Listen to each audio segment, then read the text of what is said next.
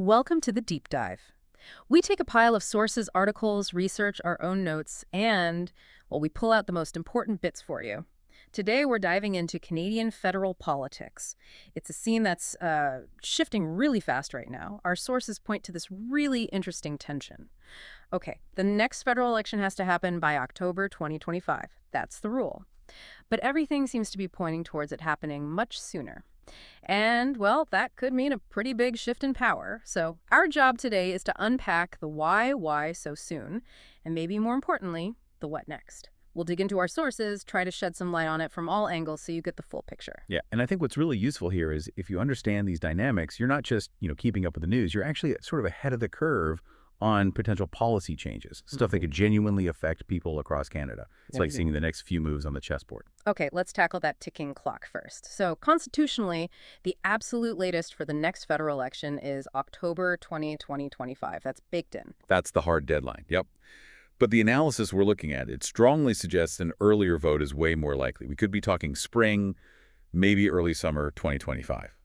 Potentially. Right. So apart from just the calendar date, what are the undercurrents? What factors are really pushing for this faster timeline, according to our sources? Well, this is where it gets really interesting, because the sources highlight something huge.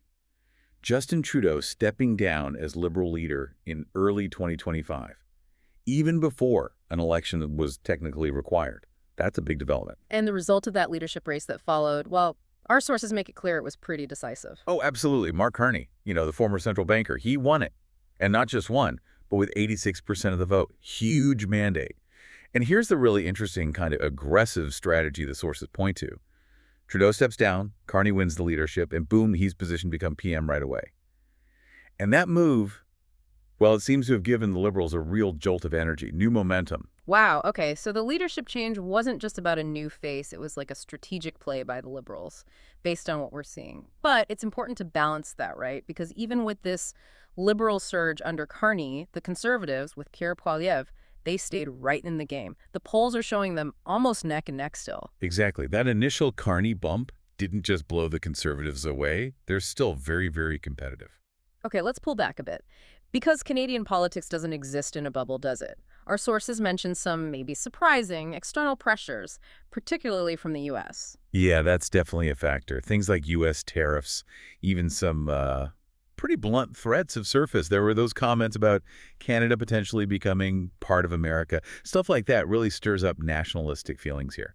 And it's interesting how the parties react. Carney's Liberals, they seem to be positioning themselves as, pragmatic, focused on practical solutions. Whereas Poilievre's Conservatives, they're leaning hard into a Canada First message, really playing to that national sentiment. That's a really clear difference in how they're responding. So how do these external things, these pressures, actually influence their domestic game plan heading towards an election? Well, if you look at the polling before Carney took over, it was a very different story. The Conservatives had a pretty comfortable lead. Some polls had them like 20, maybe even 22 points ahead of the Liberals. It was significant. Now, Carney definitely narrowed that gap, no question.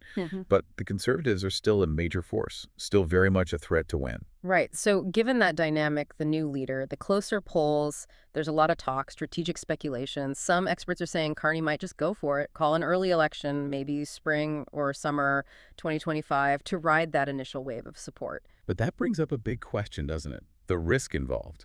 Remember, Canada has a minority government right now. That means no single party has full control. They need support from others. And if the government loses a confidence vote, basically, if Parliament says, we don't support you anymore, the government can fall immediately. So calling a snap election, yeah, it could capitalize on momentum, but it's always a high-stakes gamble for a new prime minister, a big risk. Which leads us to think about the Conservatives. If Carney does roll the dice on an early election, what do the projections say?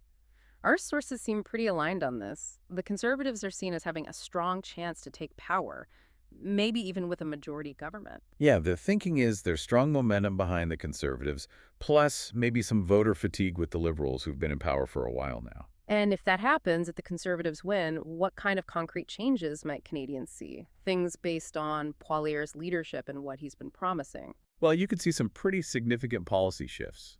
Things like broad tax cuts are often mentioned, maybe rolling back the carbon tax, that's a big one for them, or potentially looking at spending cuts in certain areas. And these are things that would directly impact you, the listener, your wallet, maybe services you use. Exactly. Real-world consequences. Now, away from the big picture for a second. Sometimes smaller events, like by-elections, can tell you a lot, right? Kind of like political weather vanes. They absolutely can be. And our sources point to a really interesting situation here. There's a by-election scheduled for August 18th, 2025. It's in an electoral district called Battle River Crowfoot. And get this, Pierre Poilievre himself, the federal conservative leader, is expected to run there. The leader running in a by-election, that's unusual. It is. It's not just about picking up another seat. The thinking is this could be a strategic move, a way to show strength in a specific region, energize the base, and really build momentum before a general election kicks off. A win there, especially a strong win, could be a big morale booster for the Conservatives. Yeah. Gives them resources, maybe a strategic edge, whether the main election is early or stays on schedule for October. Okay, quite the strategic chess game unfolding there, too. So, if we boil it all down, the main takeaway from our deep dive today seems to be this. Yes, Canada's election has to happen by October 2025.